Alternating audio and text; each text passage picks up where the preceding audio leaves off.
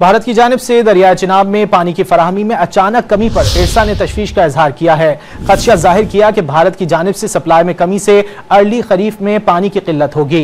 इस बारे मजीद जानेंगे डॉन न्यूज के नुमाइंदे ताहिर शिरानी से। ताहिर, बताएगा इरसा का मजीद क्या कहना है?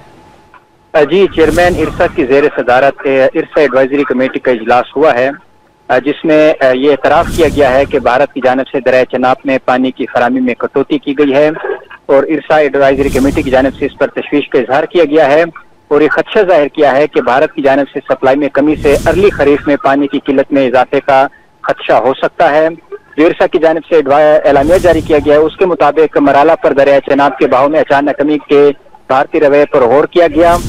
दरियाए चिनाब में पानी की किल्लत जारी रही तो किल्लत का तखमीना दोबारा लगाया जाएगा और अर्ली खरीफ सीजन के लिए 21% पानी की मजमूई किल्लत तखमीना लगाया गया है।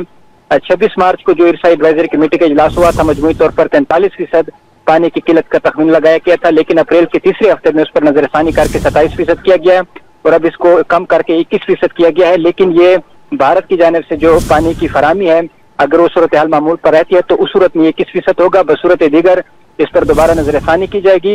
इरसा एलामिया के मुताबिक लेट खरीफ सीजन में 7% मजमूई तौर पर पानी की किल्लत का तखमीना लगाया गया है। भारत की कटौती के बाद बुरहान से निपटने के लिए ज़खायर का मुश्तरका इस्तेमाल होगा और पानी की मुनसिफाना तकसीम के लिए सूबों में हम आहंगी से फैसले किए गए हैं। इरसा एलामिया के मुताबिक पानी की सूरत हाल का रोजाना की बुनियाद पर जायजा लिया जाएगा और इसके साथ साथ जो ज़राए से हमें कुछ तफसीलात मौसूल हुई हैं उसके मुताबिक इरसा एडवाइजरी कमेटी ने पानी की दस्तयाबी और फराहमी की तखमीनों की मंजूरी दे दी है।